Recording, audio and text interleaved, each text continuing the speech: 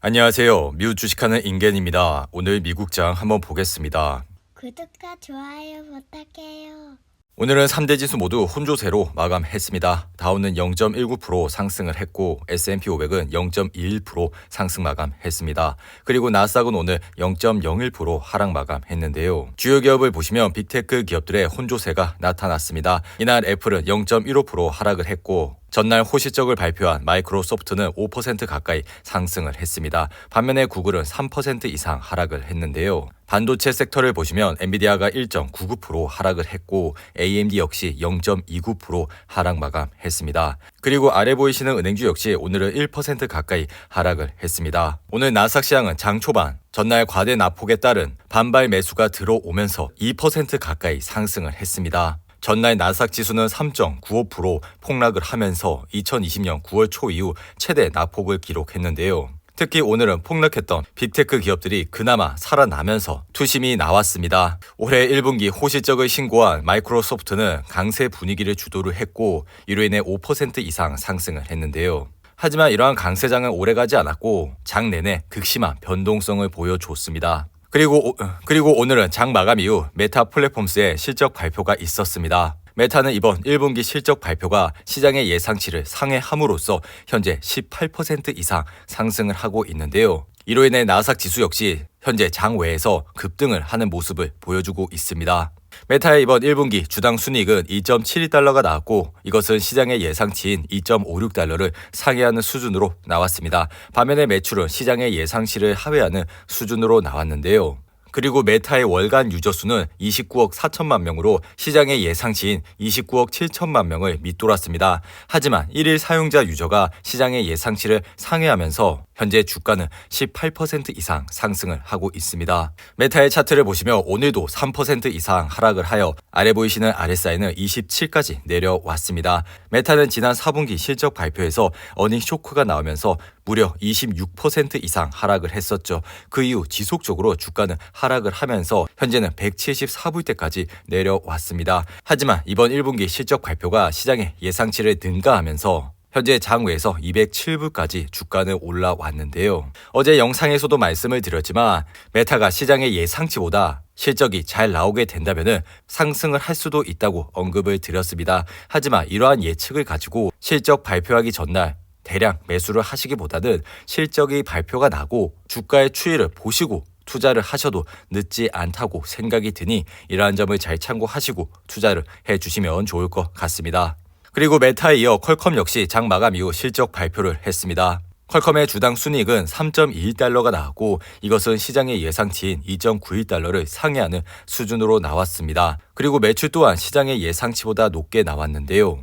이로 인해 퀄컴의 주가는 현재 장외에서 5% 이상 상승을 하고 있습니다. 퀄컴의 차트를 보시면 오늘 상승으로 인해 아래 보이신 RSI는 40으로 마감을 했습니다. 최근 퀄컴 역시 고점인 192불을 찍고 지속적으로 하락을 하는 모습을 보였습니다. 최근 우크라이나와 러시아의 전쟁으로 인해 반도체 관련 주가들의 흐름세가 굉장히 좋지가 않았습니다. 하지만 이번 실적 발표에서 보셨겠지만 퀄컴은 굉장한 실적을 나타내고 있고 순이익 역시 지속적으로 상승을 하는 그러한 기업입니다. 이러한 기업의 RSI가 30대 초반까지 오게 된다면 분할로 관심을 가져주시면 좋을 것 같은데요. 그리고 포드 역시 장 마감 이후 실적 발표를 했습니다. 포드의 주당 순이익은 38센트가 나왔고 이것은 시장의 예상치인 37센트를 상회하는 수준으로 나왔습니다. 그리고 매출 또한 시장의 예상치보다 높은 수준으로 나왔는데요. 이러한 영향으로 인해 포드 역시 현재 장외에서 1% 가까이 상승을 하고 있습니다. 포드의 차트를 보시면 오늘 1% 가까이 상승을 하여 아래 보이신 RSI는 37로 마감을 했습니다. 포드 역시 올해 1월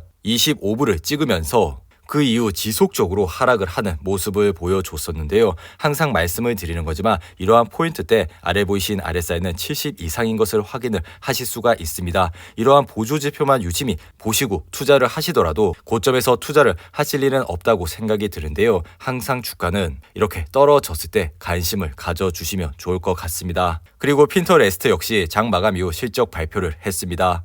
핀터레스트의 주당 순이익은 10센트가 나왔고 이것은 시장의 예상치인 4센트를 상회하는 수준으로 나왔습니다. 매출 또한 시장의 예상치보다 다소 높은 수준으로 나왔는데요. 이러한 영향으로 인해 핀터레스트는 현재 장외에서 10% 이상 상승을 하고 있습니다.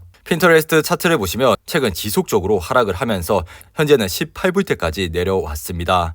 그리고 과거 실적 발표 때마다 주가는 급락을 했고 이러한 흐름세가 계속 발생을 하면서 현재 주가까지 떨어졌는데요. 이렇듯 지난 분기 실적이 잘 나오지 않은 기업은 다음 분기 실적을 확인을 하시고 들어가셔도 매수를 하는 시기가 늦지가 않다고 생각이 드니 이러한 점을 잘 참고하시고 투자를 해주시기 바라고요. 그리고 오늘은 페이팔 역시 실적 발표를 했습니다. 페이팔의 이번 1분기 주당 순이익은 0.88달러가 나왔고 이것은 시장의 예상치를 부합하는 수준으로 나왔습니다. 하지만 페이팔은 이번 실적 발표에서 전체 연도의 매출 및 주당 순이익 가이던스를 낮췄고 다가오는 2분기에 대한 가이던스 역시 낮춰 발표했습니다.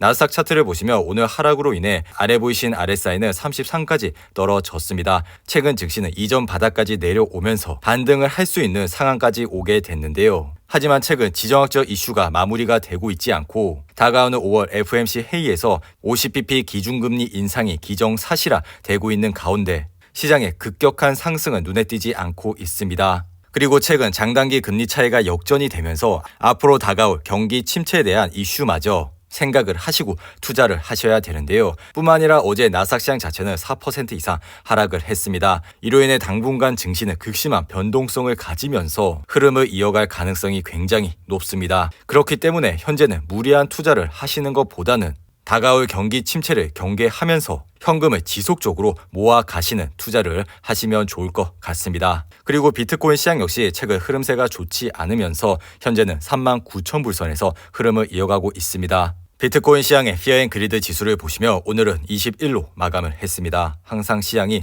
공포감에 있을 때 시장을 주목해 주시기 바랍니다. 그리고 인페이즈 에너지는 전날 장 마감 이후 실적 발표를 했고 이로 인해 오늘 8% 가까이 상승을 했습니다. 그리고 비자 역시 실적 발표를 통해 오늘 6% 이상 상승을 했는데요. 그리고 마스터카드 역시 실적 발표를 했고 이로 인해 5% 이상 상승을 했습니다. 그리고 로빈후드는 정규직 직원 수를 9% 줄인다고 발표한 이후 주가는 5% 가까이 하락을 했습니다.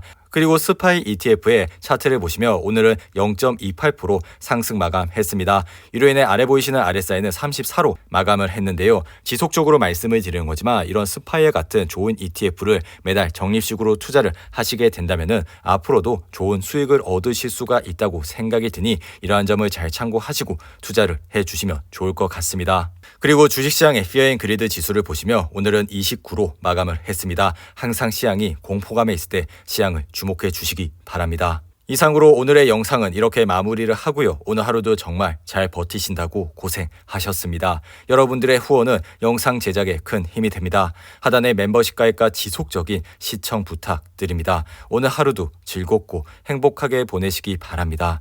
감사합니다.